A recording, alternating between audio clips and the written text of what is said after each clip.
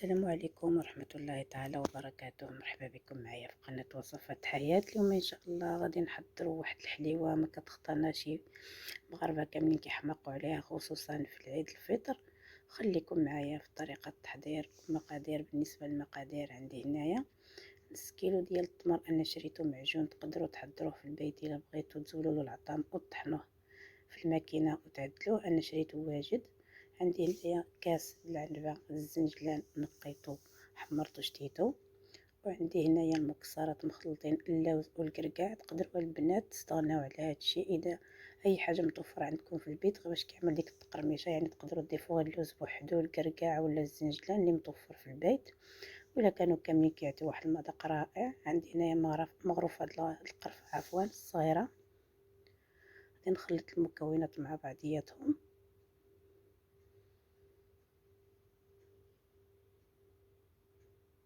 صافي، وغنضيف لهم جوج المغروفات ديال المزهر وغنعجنهم مزيان. من بعد غادي نضيف لهم معلقه ديال الزبده باش كيجي رطب، باش كتجي العجينه رطبه، وغندخلها في ديك التمر.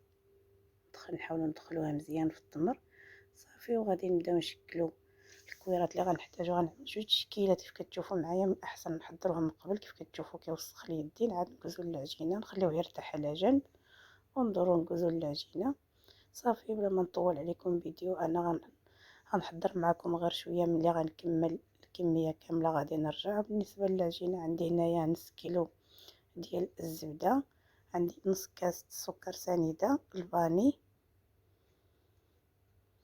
جوج مغروفات كبار المازينه والدقيق الذرة. انا كنستغنى على هذه العمليه، هنا كنستغنى على الخميره وكنعمل المازينه باش كتجي العجينه هشيشه، باش ما كتضيع لناش ديك الزواقه اللي كنعدلو بالمرشم. واللي بغى يعمل الخميره يعملها، ولكن كتضيع الزواقه صافي. كنعمل نص كاس ديال المزهر، 5 الكؤوس الدقيق.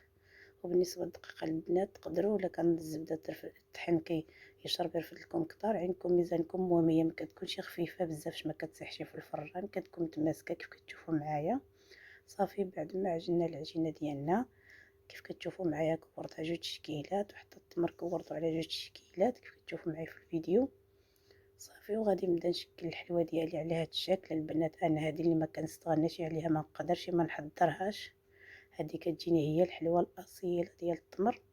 وبالنسبه للمرشم غير كنزيدها وصافي. هذه هي الحلوه اللي مفضله عندي، هذا الشكل هذا كيف كتشوفوا معايا كنرشمها على هذا الشكل هذا. كتجي الزواقه مزيونه عليها، قلت لكم ما تعدلوش الخميره، عوضوها بالنشا باش كتجي هشيشه صافي. وغادي نزوقها، بقى كنستمر بنفس الطريقه حتى نكمل الكميه اللي عندي.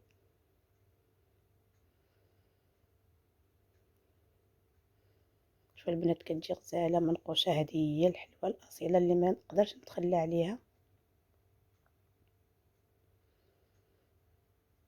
كيف قلت لكم في الاول، حلوه التمر يعني ضروريه عند المغاربه في العيد الفطر. كل عام كنحضروها، يعني ماشي شي حاجه جديده، ولكن ما نقدروش نستغناو عليها خصوصا في العيد الفطر.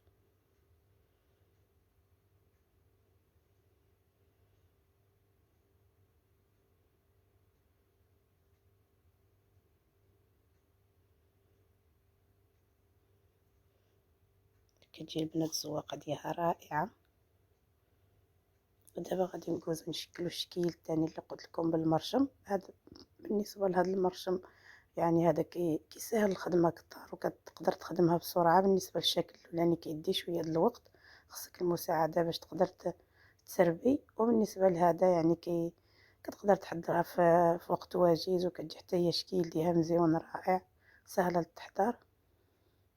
وانا فضلت نعمل شكيلات بجوج مع بعضياتهم احسن. بهذا المرشم هذا اللي كنزوقها كنعملو في الدقيق، كنبدا نشكلها بحال هذا الشكل. تقدروا تعدلوا على سطح العمل كيف ما عملت انا، ولا تخدلوها في الصينيه ديريكت في الفران، كتجي ساهله. 6 فواكهات كيف قلت لكم. بالنسبه لهذه كتعطي الخدمه، يعني كتقدر تخدمها في وقت وجيز بسرعه.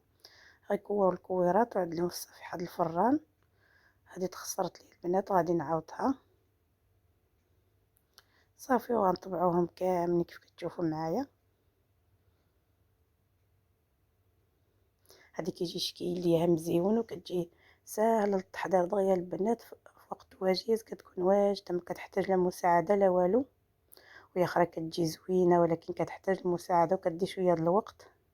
صافي كيف كتشوفوا الحلوى كتجي على هاد الشكل. ها هي البنات كتخرج الصراحة الله، هاد الكمية كتخرج لي كمية كتيرة، واللي بغا ينقص يعمل 4 د الزبدة اولا كيلو اللي بغا كتر. وشكيل هذا اخر ها هو كيفاش جا البنات. صافي ودخلتها للفران على درجة الحرارة 200، شعلت لها من من الفوق. بعد ما خرجت من الفران غادي نزينها بالسكر كلاصي كيف كتشوفوا معايا في الفيديو. نرش عليها السكر كلاصي تتبرد البنات، ما تعملولهاش السكر كلاصي وهي سخونه، خليوها تبرد شويه وحيدوها من لاطه الفران وعدلوا لها ورشوا عليها السكر كلاصي. وكتجي على هذا الشكل هذا كيف كتشوفوا معايا، يعني كتجي غزاله ورائعه. والصراحه الله كتوجد بسرعه والمكونات ديالها كيجيو مزيونين.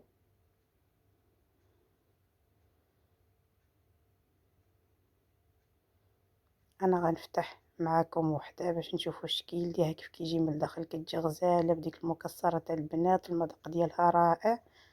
جربوها وما تنساونيش.